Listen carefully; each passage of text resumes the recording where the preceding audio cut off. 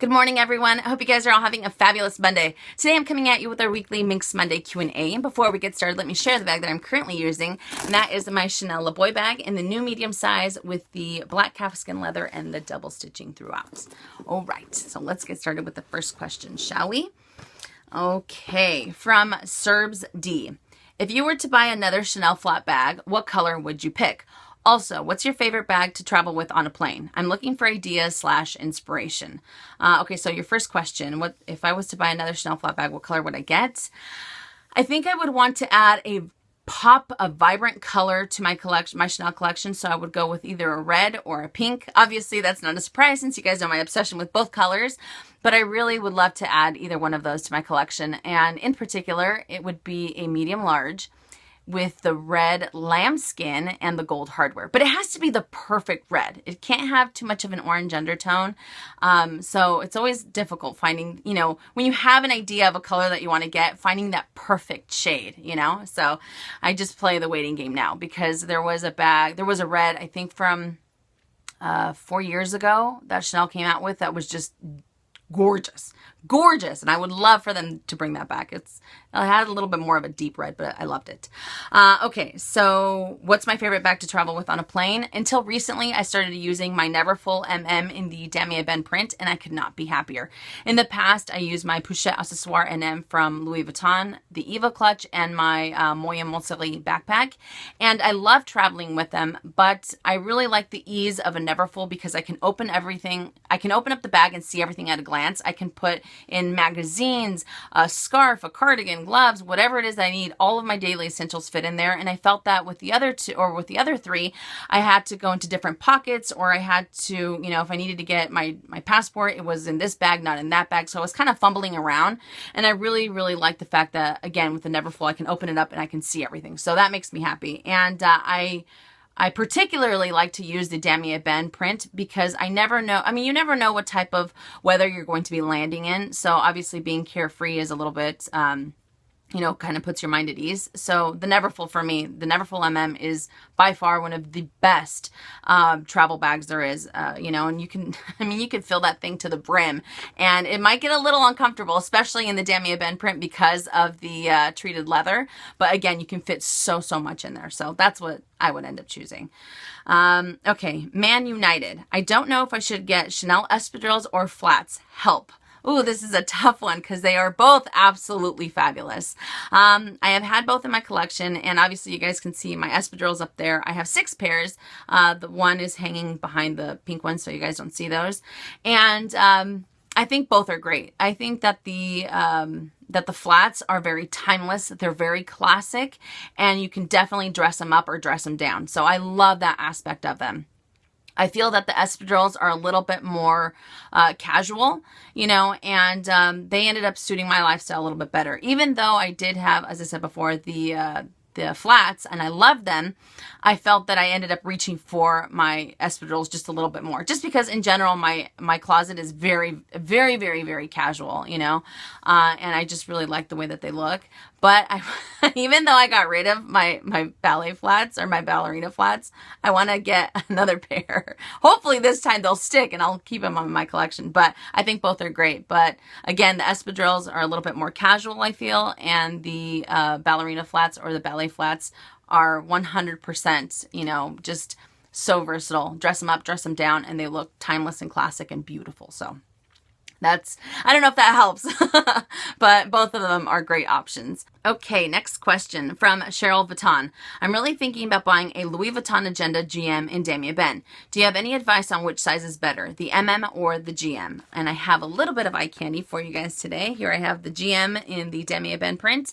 I think both sizes are absolutely wonderful. However, for me and my lifestyle, I ended up going with the GM, especially having gone from a PM size. I feel that I have a little bit more freedom with the GM. I have very large handwriting and I'm kind of all over the place. I'm kind of doodling. That's just the type of person that I am. So I like the fact that I have a lot more space with the GM.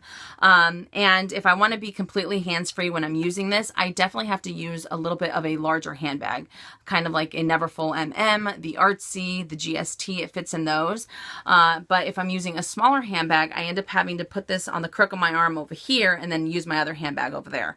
So if you want to be completely hands-free and you want an agenda that ends up fitting, I think, in most handbags, then the size is the best of both worlds. It's still small enough that it fits in the handbags, and it's still large enough that you are able to jot down whatever it is that you need in the agenda.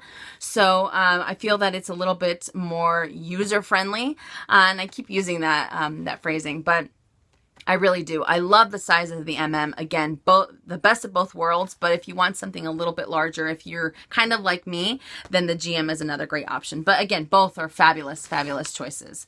MWY Tom. How does your small zip around your red caviar chevron with 3 gussets fit into the wallet on chain? Does it fit comfortably on its side? I'm looking for an easy and frequent transition to and from bag to the wallet on chain. If it doesn't fit, any other SLG suggestions?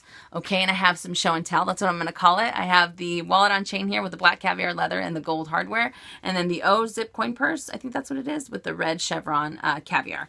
Okay, so it looks like it will be able to fit without a problem. Let's check it out, shall we? It's completely empty, and you're able to pop it in with ease, and you have a little bit of space for a lipstick, maybe your keys, your cell phone can go there, but not too much. And let me close it up so I can see what it looks like. So it's pretty much flush up against the rest of the little bag. And then on the side, you can see that it's not fully extended to its maximum size, which is good. So you don't end up having to stretch out the leather any more than you want to, even though I have done that quite a bit. But you can see that it still fits in there pretty nicely. There it is. And then if I was to put it on its side, even though I put it right side up, if I was to put it on its side here, you can see that it ends up popping out on the top side of the wallet on chain. And when you go to close it, you can close it, but obviously you have that little bit of a lump here. Do you guys see that? And I would definitely try to avoid that. You can close it, you can do it, but I would definitely advise against it. But you have just a little bit more space having done that. Now, if you wanted to use something that you can use as a little wallet without having to take up too much space, obviously I would recommend the clay from Louis Vuitton, because you can put your items in there, maybe a little bit of cash, and then it doesn't take up too much space because it's still very, very narrow. But if you were to use the wallet on chain and use this, but it have to stay on this upright position, then you'd be able to fit it in there without a problem. But again, you don't have as much space to be able to fit other items in there. So I would either suggest the Louis Vuitton clay or the little card holder from Chanel, or the Louis Vuitton card holder as well, to be able to fit those in there as an additional wallet, you know, not including the little pockets that you have in the wallet on chain.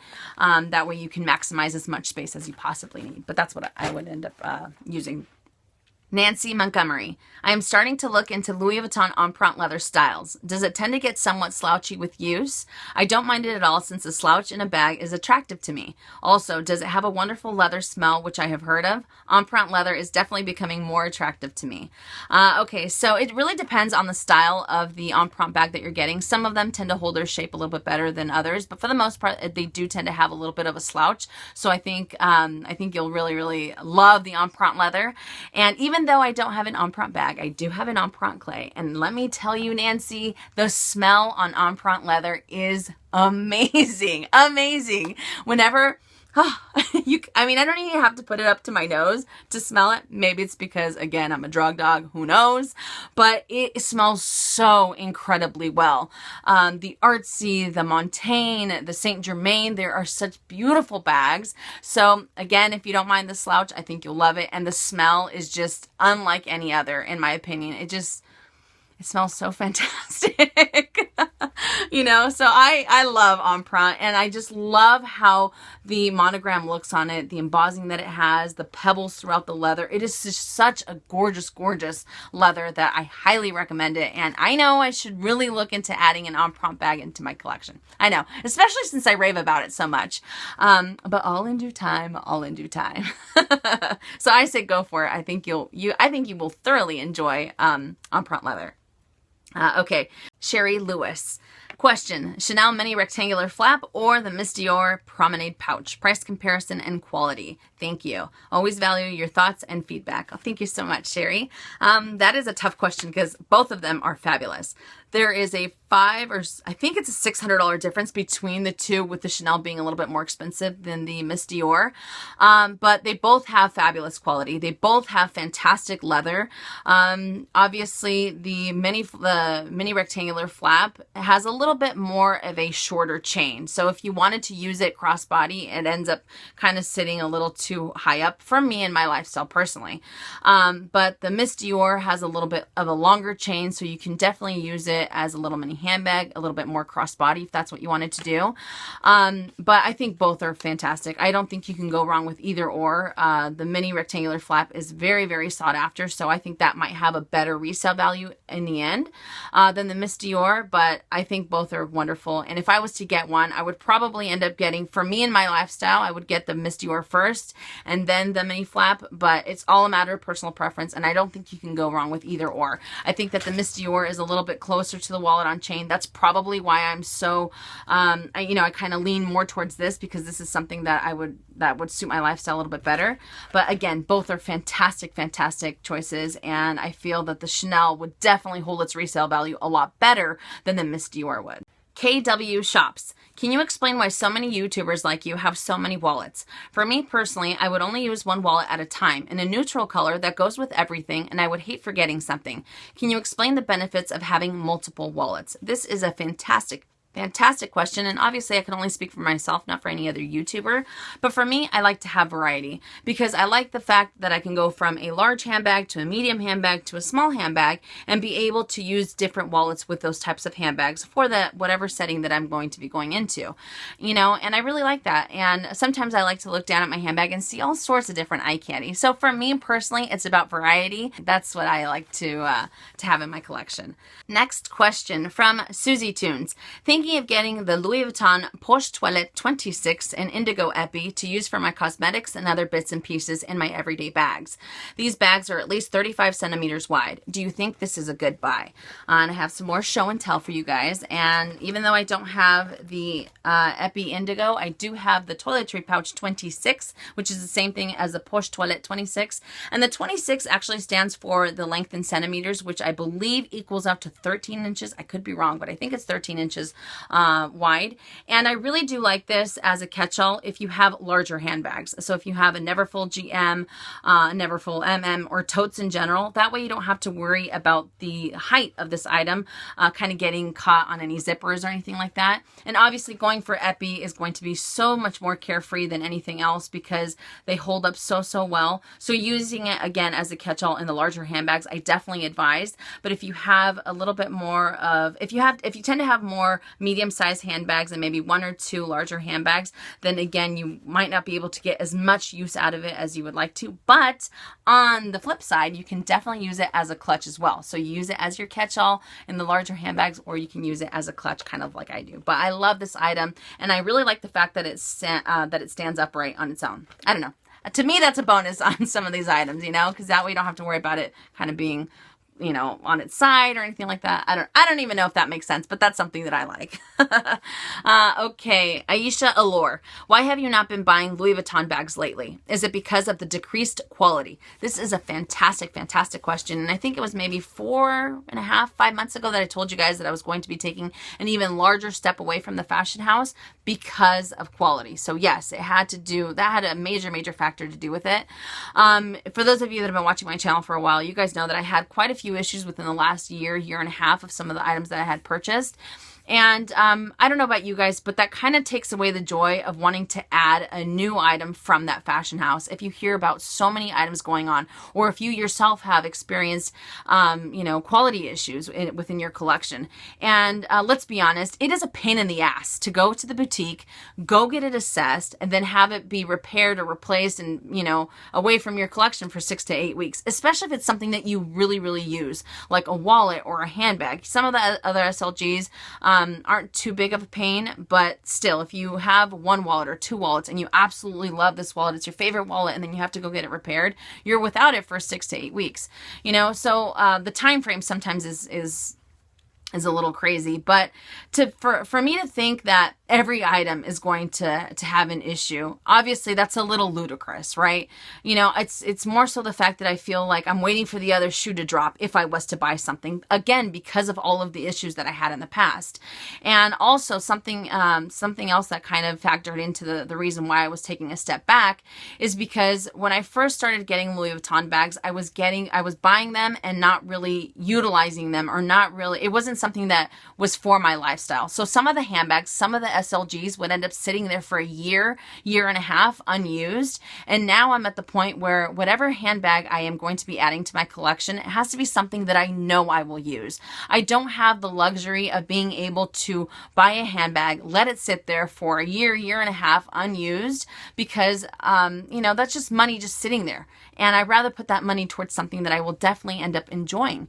And, you know, so I really think twice about the type of bags that I'm going to be using. I've sold so many in my collection, and some of them I have lost quite a bit of money, and I will be doing a separate video on that probably within the next week or week or two to discuss that. But I really had to assess what it is that I needed in my lifestyle. Yes, I loved having this massive collection, but it didn't make sense to me. Again, because I don't have the luxury to just have a billion handbags, you know, and only use 3 and the other ones just kind of sit there, you know. So I really had to sit down and think about what it is that I needed and what it is that I used on a daily basis, or what type of lifestyle of handbags is what, you know, the type that I needed, if that makes any sense.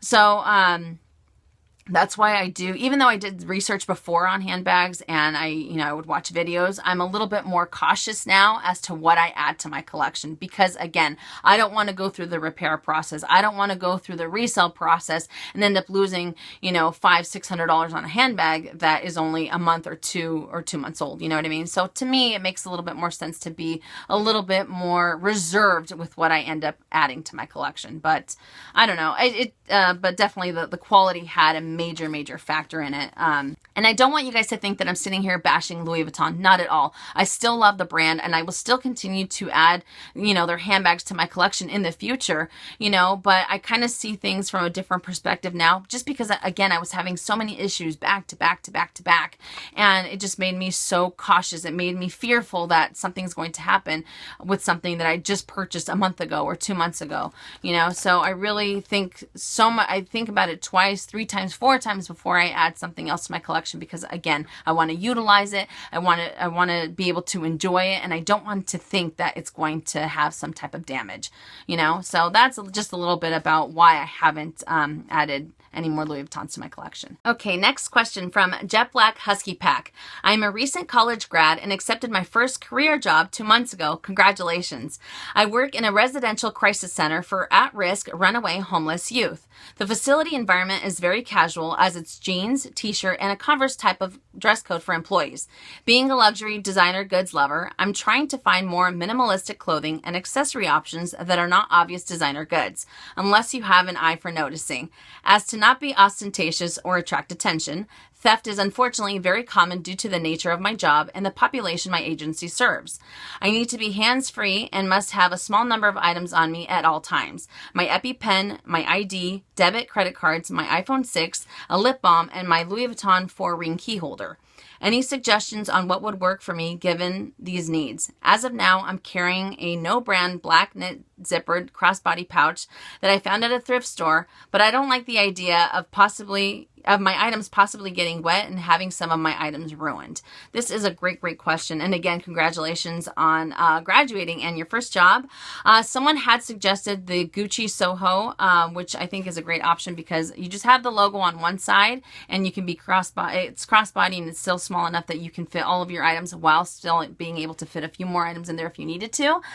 Something else that I would suggest is the Alma BB in the Epi Black, because you don't have any monogram on there at all whatsoever, and the Epi Black, because it can be very carefree, yet you can still be hands-free, and you also have the versatility of it if you wanted to use it outside of outside of your job. So for me personally, I would go for the Alma BB in Epi Black. I think that it would be a better option because again, you don't have any logos, you don't have anything like that, and you still have your luxury goods, and you know that you don't have to worry about any water damaging the Epi or anything like that. But again, the Gucci Soho was mentioned, and I think that is another great option. It has a little bit more of the softer leather, and again, of course, you have that the Gucci logo on the outside. But if you don't want to go for that, if you want to go something maybe a little bit more minimal, something a little bit more casual, then I think that the Epi BB would be a great option. Okay, next question. Shoes and cars, please help. I have a question about Louis Vuitton dust bags.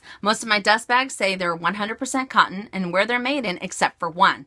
It only says 100% cotton with some numbers written perpendicular to the 100% cotton. Can you please help? This is a great question. My very good friend Leo Lion LV posted a picture on Instagram, I think it was maybe a week and a half ago, of showing the origin of her dust bags, and I just wanted to kind of show you guys, if you guys have ever noticed, they all have little tags inside, and they always depend upon the tags, or these little guys will always kind of vary depending upon how old the dust bag is or the size of the dust bag as well. So here I have an older dust bag that has just the little LV emblem, and as you can see it says 100% cotton, made in Italy, with a few set of numbers on the top. And then I have a smaller one that goes on my Empreinte clay. That one says 100% cotton, made in India, with a few different numbers compared to this one. And that right there, this one looks like it's cut off and says 100% cotton, made in India, and then a totally different set of numbers from there. So they're all going to vary, and obviously the most important thing is the cut on the dust bag, and obviously the font is something that you can always look at. But I'm always really curious to see where they're all made from. I should really take them all out and see how many different ones I find. But yeah, that's just something to look at. So if you see one that has a different set of numbers, not to worry, because as you can see here, I have 3 authentic dust bags, and they all look completely different. This is not working out. I'm trying to show you guys. There we go. And they all look totally different. So not to worry. Okay, two-faced kisses, a challenge and a question. If someone brought you a bag with you blindfolded, could you figure out what bag it was just by touching it? This is such a great question. I love it. I really do think so. I think I know my handbags well enough to be able to even differentiate between a damier azur piece and a monogram piece. I really do. I really think so.